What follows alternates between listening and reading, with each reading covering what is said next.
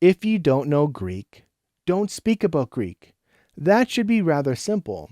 Yet, when it comes to Romans 1, this advice goes completely out the window. For instance, Yeah, so the word that's translated homosexual is actually the Greek word arsenokoitai. this is a point that is brought up quite a bit. The Greek term here for homosexuality is arsenokoites, which is true. But where the discussion goes off the rails is when people start trying to justify certain translations without understanding the context. It's how we get translations like this. It means men that lie with other men. The translation, men who lie with men, is a bit clunky here, and it misses a good deal of the context. When looking at the term arsenokoites, we are seeing a unique word. Paul is the first person that we know of who uses this term, and it's quite possible that he coined it. But it wasn't created in a vacuum. Instead, it appears to be referencing Leviticus 18:22, which uses the phrase kai meta arsenos o koimethis koiten gunakian. Arsenos here means man, and koiten means in a marriage bed. So one could say it's meaning man bedding. Leviticus 18:22 makes more sense of this thought as it adds some context. If we translate this literally, what it says is, and with a man you should not go to bed in a marriage bed in a feminine way. Or, you shouldn't take a man to your bed and sleep with them as if they were a woman.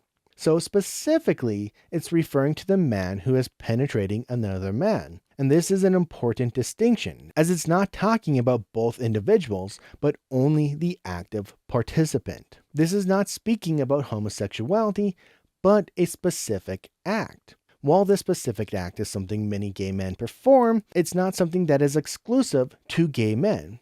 For instance, we've all heard the stories about prison assault. Often, this has nothing to do with sexuality, but instead dominance and humiliation. The point is, what we are looking at is specifically one act. But there's always further arguments, so let's see it.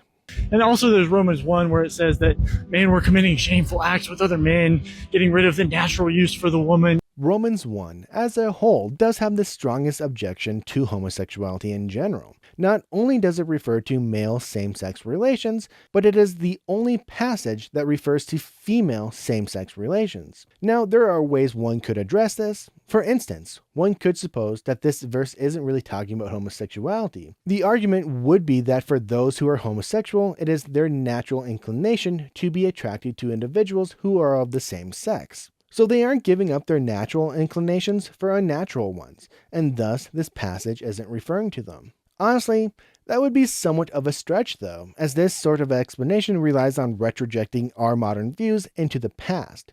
For Paul, we can be quite certain that he thought same-sex unions were unnatural, and thus he was specifically mentioning them. But really, any such argument like this is rather useless, because in Romans chapter 2, Paul makes his point clear. What Paul is doing here is creating a diatribe. He's building up a bitter, verbal attack against these hypothetical individuals who are reveling in their own vices. He's drawing his listeners in and encouraging them to also point at all those sinners that are out there. He's riling up his audience, getting them to revel in the condemnation of others. He's really getting them worked up. But then comes chapter 2. Where Paul turns the mirror onto this very same audience. It's a trap.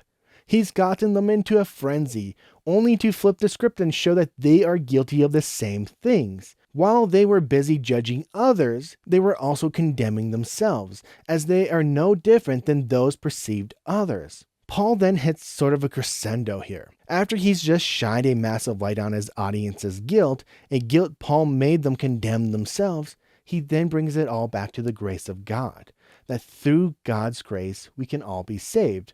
To focus so intently on chapter 1 is simply wrong. It misses the point that Paul is making.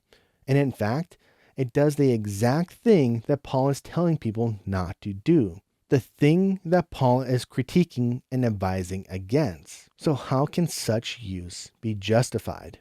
The idea that homosexuality is a sin, it's all over the Bible. Statements like this completely miss the message Paul was preaching. It ignores what the Bible actually says and instead replaces scripture with one's own opinion. It's really play acting. Because when it comes down to it, they aren't taking the Bible seriously. If they had been, they would have read the next chapter and seen what Paul was actually saying. Funny enough, this critter will actually try to flip this. So let's see how he does that. Progressives online just like to deceive you. While he's busy pointing a finger at progressives who he claims are trying to deceive you, what he's engaged in here is deception, whether it's on purpose or not. He not only misrepresents what the term arsena coitus means, most likely because he doesn't understand Greek, but instead of taking the Bible seriously and showing what Paul was trying to communicate, he cherry picks ideas in order to justify his own biases. And that's rather disappointing, because if he had just read a little bit further, he would learn about the grace of God. Now, if you're interested in these types of discussions where we actually dive into the Bible and look at what it really says, as opposed to what apologists say that it says, click that like button, give me a follow, and we'll continue this sort of discussion in the next videos.